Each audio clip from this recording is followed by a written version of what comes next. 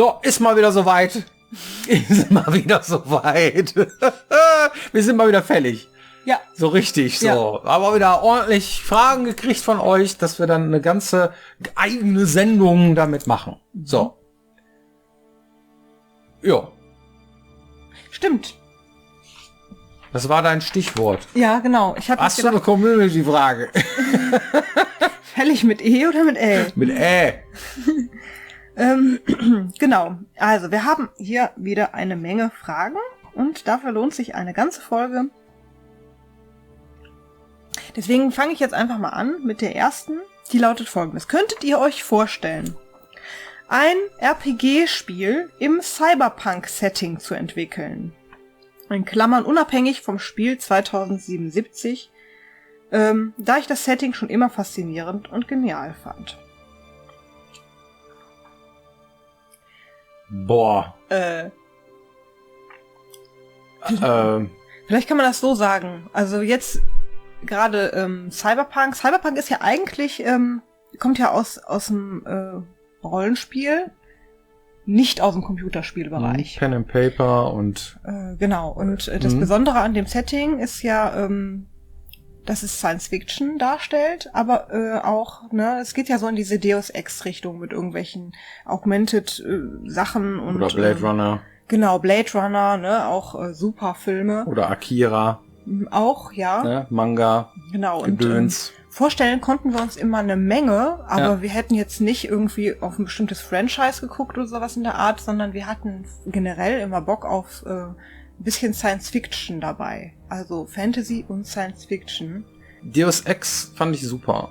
So, immer schon. Ne? Mhm. Und auch so Sachen wie System Shock gehören zu meinen Lieblingsspielen. Das heißt, ja, ich habe mir sowas auch schon öfter vorgestellt, sowas zu machen. Hat halt immer sehr viel mit Shooter zu tun. Weil die ganzen Spiele, die so in so einem Universum spielen, ja, meistens halt Schusswaffen benutzen, weil es halt die weniger antiquierte Art ist, mit jemandem zu kämpfen in der Zukunft. Ja? Es gibt natürlich auch noch Darth Vader mit seinem Laserschwert und mit seiner Magie. Ne? Aber das ist die Seltenheit. So, kann man auch machen, wird aber meistens so, naja gut, wenn ich auf den schießen kann, dann bin ich ja auch eigentlich immer im Vorteil. Bei VR-Chat Murder 4 bist du im Vorteil, wenn du eine Schusswaffe hast und als Mörder nicht nur mit Messern, ja, direkt nah an den Typen kommst, um sie umzubringen, sondern du kannst ja aus der Distanz erschießen. So, das heißt also, Fernwaffen sind immer irgendwie mächtiger und ne, in V1.0. Wir machen immer eine Mischung aus Schusswaffen und Nahkampfwaffen. So, und das äußerte sich meistens darin, entweder hat man sich auf irgendeinen Stein gestellt und mit dem Armbrust oder mit dem Bogen irgendwelche Monster kaputt geschossen, so, ne, Pixel für Pixel aus dem Lebensbalken weggemacht, während das Vieh einen nicht erreicht hat und solche Dinge. Das waren ja solche Exploits oder Glitches oder wie man auch immer, die in unseren Spielen nicht selten waren, in der Vergangenheit auch. Aber was ich sagen will ist, wir haben meistens die Fernkampfwaffen dazu verwendet, zumindest in den meisten Teilen des Spiels, zu einem hohen Prozentsatz der Spielzeit, anpieken und dann möglichst viel Lebensenergie klauen dem Monster beim Anpieken mit der Fernkampfwaffe und dann im Nahkampf ihm den Rest geben. Das war eine sehr gängige Mechanik, die wir sehr häufig verwendet haben. Am Ende war man gut genug, ja, um die Schusswaffen so weit geskillt zu haben, dass man dann durch die Welt, weil unsere Monster ja auch immer sehr feste Werte hatten, ne, und auch meistens immer sehr, sag ich mal, man konnte sie überskillen. Die ziehen ja nicht nach, sondern man hat irgendwann die Pestratte und die Pestratte, die ist dann auch entsprechend irgendwann Gemüse. Die schießt du dann über den Haufen mit einer Waffe, die du dann entsprechend geskillt hast. So, man kann sich auch spezialisieren auf die entsprechenden Waffen und so weiter und so weiter. Aber es ist halt schon sehr kopflastig, finde ich, diese Cyberpunk-Universen in Richtung Shooter. Deswegen haben diese Spiele auch meistens eine Ego-Perspektive. Weil der Nahkampf unwichtiger ist. Den gibt es zwar auch, aber der spielt eher eine untergeordnete Rolle. Und da müsste man komplett umdenken und müsste sagen, man müsste auf die Ego-Perspektive umsetzen. Hätte natürlich auch sehr viele Vorteile, wie zum Beispiel, man könnte das dann auch in VR umsetzen und so weiter und so weiter. Aber so im Moment sind wir halt schon, stehen wir auf den Standpunkt, Third Person ist cool. Immer noch. Ne? Und das müsste man ändern, man müsste sich da mehr mit beschäftigen und einfach nur eine Ego-Perspektive zuschalten, reicht nicht. Da muss man schon ein eigenes Kampfsystem entwickeln, mehr Shooter-like Geschichten machen. Das heißt, wir müssten auch sehr viel versierter irgendwie diese Dinge umsetzen, was Shooter-Sachen angeht und so weiter. Sehr komplex beantwortet diese einfache Frage, aber die spielen alle damit rein, wenn gefragt wird, könntet ihr euch das vorstellen, so etwas zu machen? Ein rein Science-Fiction-Ding mit irgendwelchen Dingen bedeutet halt schon eine Menge. Das ist nicht nur Setting, sondern das hat auch sehr viel mit Gameplay und mit Erwartungen von Spielern da draußen zu tun. Und momentan würden wir sagen, können wir uns vorstellen, machen wir aber nicht. Ja, die Entscheidung war ja auch schon krass. Wenn wir jetzt sagen würden, wir machen jetzt ein Spiel, das ist ein reiner Shooter, dann würden wir die Leute, die kein First-Person spielen, dann auch verlieren. Richtig. Ja, das ist halt so. Bei unserem aktuellen Titel arbeiten wir an sehr vielen Sachen, die Shooter-Elemente sehr viel verbessern und wichtiger machen. Ganz klar. Ja, weil die Fernkampfgeschichten, die haben wir auf jeden Fall jetzt im aktuellen Titel, an dem wir arbeiten, auf jeden Fall aufgebrezelt. So, ne? Und das ist schon eine Sache, die uns auch nicht unwichtig ist, so. Aber sie hat halt noch nicht diese Dominanz, die so ein Cyberpunk-Universum hätte. Ja, die Frage ist, möchte man das überhaupt, ne? Möchte man das überhaupt komplett, ne? Auf Nahkampf verzichten, so? Oder das in den Hintergrund schieben, um dann auf Fernkampf umzuwechseln, so. Da sind wir noch nicht. Noch eine Frage? Eine Menge. Die haben mich so komplex beantwortet, die Frage, aber das ist auch irgendwie... Da wirst du auch nicht zu kämpfen haben. Ja. Okay, also daran anschließend, ich lese es einfach trotzdem mal vor. Also Ja. mich würde ja mal interessieren, ob euch abschließend Cyberpunk 2077 gefallen hat.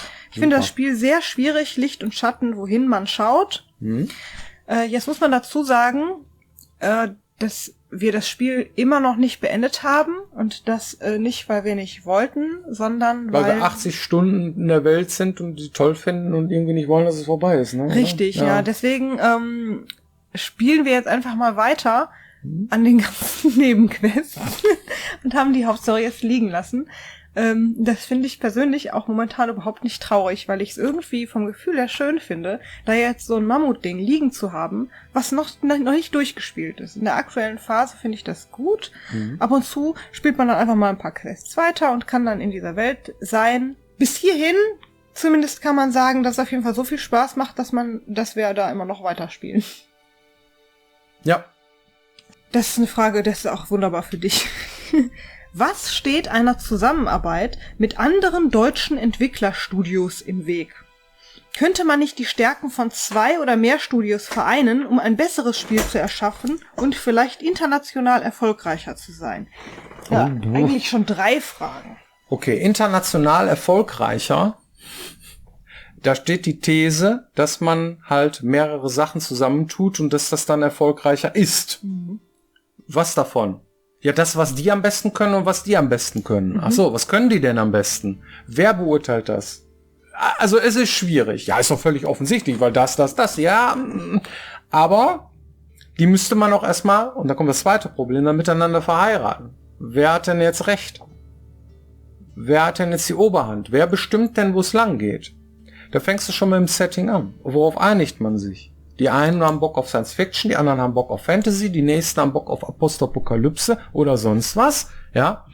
Und in welche Klimazone kommt das? Ne? Wir haben jetzt Bock auf Schnee, auf irgendwas und bla und so, da muss man sich erstmal einigen. Das heißt, da sind sehr viele Geschmacksfragen, die da noch in die Mitte geworfen werden.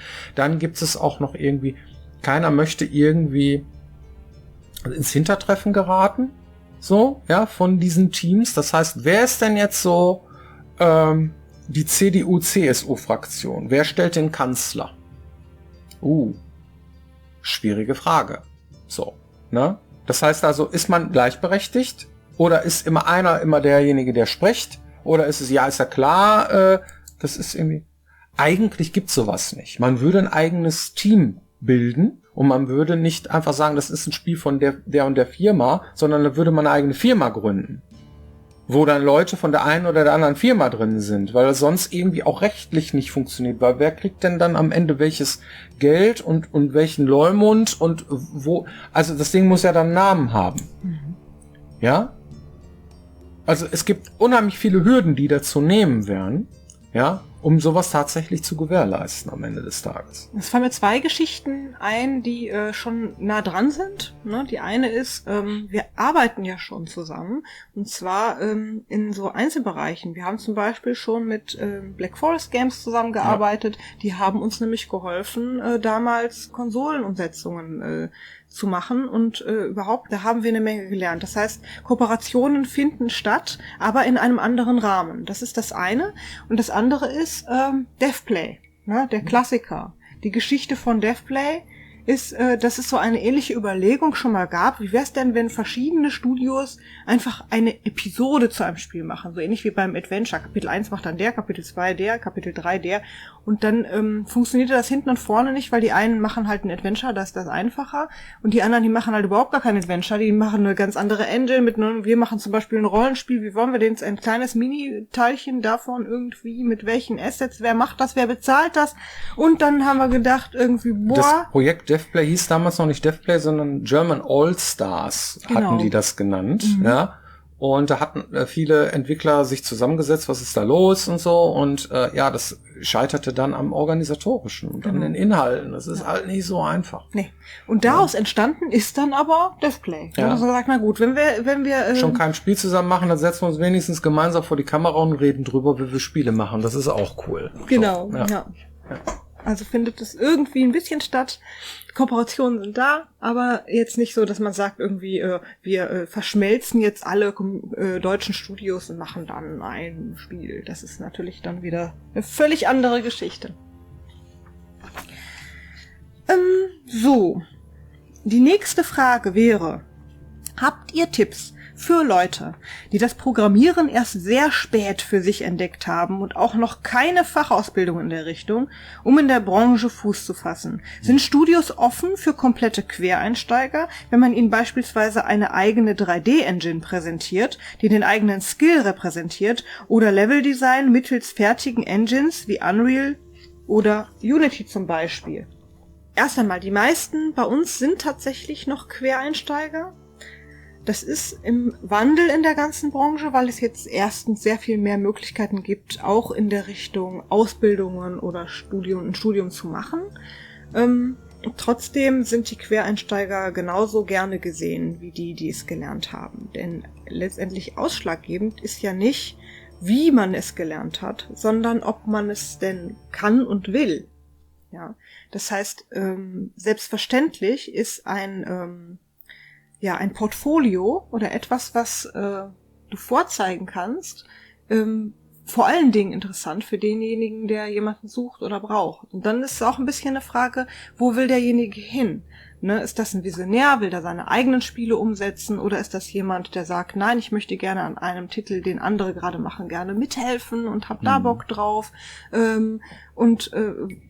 wo wird das, was ich jetzt gerade kann, gesucht? Bin ich anpassungsfähig? Bin ich's nicht? Passe ich ins Team oder nicht? Und wo will ich eigentlich hin? Und wenn das passt, dann ist es völlig egal, ob du dir das zu Hause selber beigebracht hast oder ob du irgendwo eine Note auf dem Schein hast. Das interessiert am Ende keinen mehr.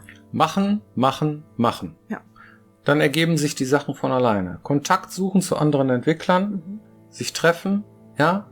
Virtuell geht's momentan halt nur, irgendwann wird es auch wieder kommen, dass Veranstaltungen geben wird, wo man dann auch physisch sich trifft, ja, aber sich kümmern, Wissen anreichern und dann machen. Ne? Das ist das Wichtigste. Und irgendwann mal Ergebnisse vorzeigen können. Weil nix ist besser als tatsächlich, guck mal, hier habe ich gemacht, kannst du dir da angucken. Das ist von mir. Richtig. Das ist das Wichtigste.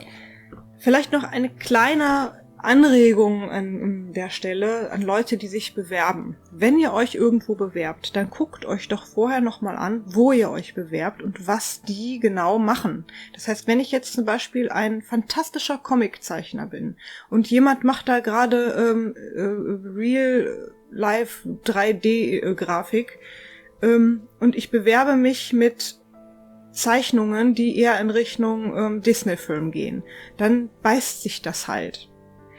Also, das ist jetzt irgendwie einfach ein Beispiel, aber ihr wisst, worauf ich hinaus will. Also bewerbt euch auch mit den Dingen, die dann auch zu dem Entwickler passen. Dann ist die Wahrscheinlichkeit sehr viel höher, dass der Entwickler auch erkennen kann, ob er euch gebrauchen kann oder nicht. Auch eine schöne Frage. Eine Frage zum Editor. Also gemeint ist unser Editor. Ja. Wie funktioniert das, wenn mehrere Leveldesigner beispielsweise gleichzeitig an der Spielewelt arbeiten? Gibt es da abgetrennte Teile der Welt, die separat bearbeitet werden? Oder können alle zeitgleich in der gleichen Welt gegen Änderungen vornehmen? Ja, das können sie. Und zwar folgendermaßen. Es gibt Sektoren. In diesen Sektoren, ja, das ist ein virtueller Container. Ne? Das heißt, es ist sowas wie ein Blatt Papier, ja, oder durchsichtige Folie. Ja, es ist eine durchsichtige Folie. Da male ich ein Mannequin drauf. Dahinter ist eine Folie, wo ein Baum drauf ist und ein Haus drauf ist. Ja, das heißt, der Sektor, die Folie mit dem Baum und dem Haus, ist der Sektor 1 und die Figur ist in dem Sektor 2. Eigentlich ist das nur virtuell, wenn es in 3D-Welt ist. Ja, so muss man sich das vorstellen. Das heißt jetzt gesagt 2D und in 3D funktioniert das genauso. Das sind durchsichtige Folien in 3D, ja, wo du Dinge hineintust. Und jeder kann seine eigene Folie erzeugen und sagen, ich habe den Sektor Björn 01. Da stelle ich ein paar Püppchen rein. Während ich die ganzen anderen Folien, die ganzen anderen Sektoren von den anderen Leuten habe. Den aktuellen Zustand, wann sie ihre Folie eingecheckt haben. Das heißt, die veröffentlicht haben auf einen zentralen Server, wo alle Sachen gesammelt werden. Dann nehme ich meine Folie, also meinen Sektor und sage, so, ich möchte gerne in meinen Sektor möchte ich Püppchen aufstellen. Dann mache ich das lokal auf meinem Rechner. Stelle die alle auf, fahre das Ding hoch, teste das, ob das funktioniert, ob die Monster auch funktionieren, alles klar. So, ne? Und dann sage ich, okay, meinen Sektor checke ich jetzt ein. Automatisch hat der andere das dann noch nicht, sondern der sagt, okay, ich habe jetzt noch ein paar Bäume und ein paar Häuser gebaut an der und der Stelle und die checke ich dann ein. Oh, der Björn hat seinen Sektor aktualisiert, ich habe meinen Sektor aktualisiert. Jetzt synke ich mir die aktuellste Version. Und zwar nur erst dann, ja, wenn der andere sein Zeug eingecheckt hat. Seinen lokalen Kram kriege ich nicht zu sehen. Nur in dem Moment, wo ich meinen Sektor einchecke auf den Server, dann ziehe ich mir das. So, bei mir erscheinen dann auf einmal, wenn ich gesynkt habe, ne, so nennt sich das, erscheinen dann die Bäume und Häuser vom anderen. Und er kriegt meine Monster, erscheinen dann. Das kann dann passieren, ja, dass an derselben Stelle auf einmal ein Haus hingeflanscht wurde und da Bäume stehen, wo ich eigentlich meine Monster hingemacht habe. Das heißt, wenn man das vermeiden möchte, pass auf, stell du mal erstmal deine Monster auf. Und ich stelle meine Bäume und Häuser an der Stelle auf und danach machen wir es umgekehrt, dann kommst du zu meinen Bäumen und meinen Häusern, tust da die Monster aufstellen und ich komme dann zu deinen Monstern und tu dann irgendwie drumherum Häuser und Bäume um deine Monster. Mhm. Und dann merke ich irgendwie, naja, du hast deine Monster da aber so verteilt, dass man da gar kein Haus hinpasst, so. Dann stellt man einfach das Ding da rein und dann steckt dann so ein Monster im Boden, ja? Und sagt irgendwie, Moment mal, hier war aber vorher eine Plane, jetzt steht hier ein Haus mit einem dicken Boden und so weiter. Das sind dann die Probleme, die man lösen muss. Mhm. Man muss sich absprechen, welche Region bearbeitet jemand gerade, weil ein Sektor, also eine Folie, kann alles in der Welt beeinflussen. Dann gibt es Sektoren für Items, damit es ordentlich ist. Das heißt, dass man alles in der Übersicht hat. Dann gibt es Sektoren für Gebäude, dann gibt es Sektoren für den Fußboden und Berge, World Map, ja, Heiß Map nennt sich das. Dann gibt es Sektoren für Figuren, NPCs, für Monster. Sektoren können an- und abgestellt werden. Das heißt, auf einmal ist irgendwie die Horde von irgendwelchen Monstern am Start, die sind dann vielleicht in einem eigenen Sektor, in einer eigenen Folie und so weiter. Und so arbeitet man sich ran. Mhm. Das ist so die Mechanik oder das Prinzip wie das funktioniert. Und nur in dem Moment, wo ich einchecke und jemand anders sich die aktuellste Version, alle Sektoren von allen anderen zieht, kriegt er den aktuellen Stand. Nichtsdestotrotz ist es, obwohl man jetzt denkt, boah, das klingt vielleicht irgendwie an der einen oder anderen Stelle auch ordentlich fehleranfällig, viel schneller zu sagen, wir arbeiten gleichzeitig und versuchen uns so gut wie möglich abzusprechen und anschließend dann nochmal drüber zu gehen und die Fehler wieder rauszulutschen, als zu sagen, wir warten aufeinander. Dann würde alles ewig dauern. Ne? Also es ist schon sinnvoll, dass man gleichzeitig an den Sektoren arbeiten kann und dann seinen Kram ins Spiel bringt, damit wir einfach auch fertig werden und das Ganze schneller funktioniert. Und dann kann man lieber irgendwie parallel jemanden testen lassen, der dann immer guckt, irgendwie, ja, Item falsch, irgendwie zack, zack, zack, und dann hast du das wieder ordentlich, anstatt zu sagen, einer macht jetzt erstmal nichts, solange der andere nicht fertig ist. Das ist aber auch schon advanced. Ja. Gut. Hoffentlich beantwortet das die Frage. Sehr gute Frage. Ich denke schon. Ja. Worauf seid ihr als Entwickler bei einem veröffentlichten Spiel am meisten stolz? Zum Beispiel einzelne Features, Dialoge, die ihr selber erstellt oder entworfen habt, das Team, das Gesamtpaket oder das Feedback von anderen? Wäre toll, wenn ihr zum Beispiel zu Elex oder älteren Spielen Beispiele nennen könnt. Smiley. Ja.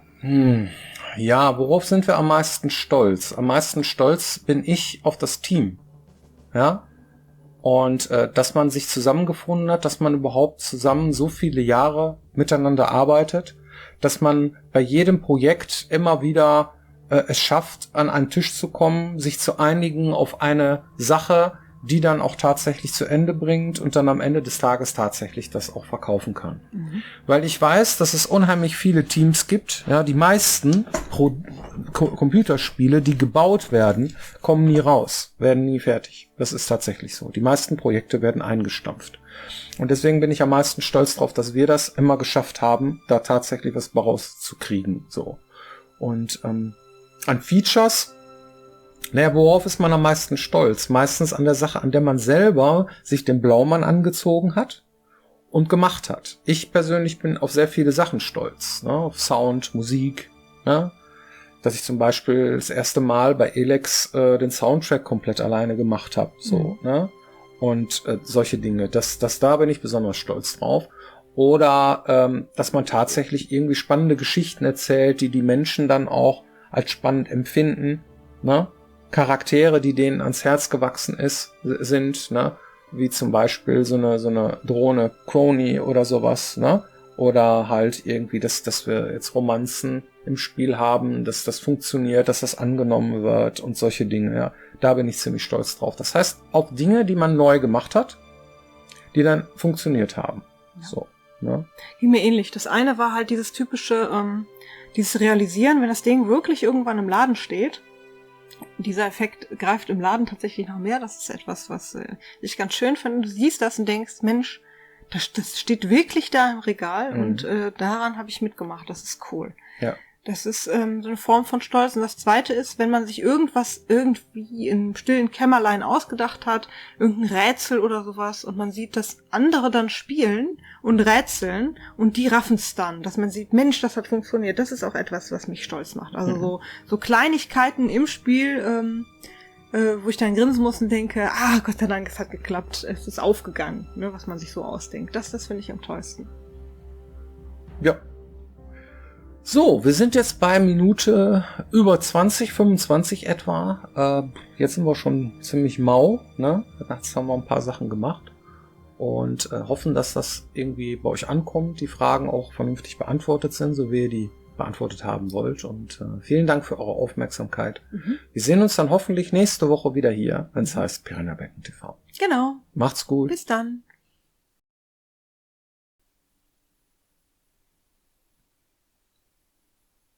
Ja.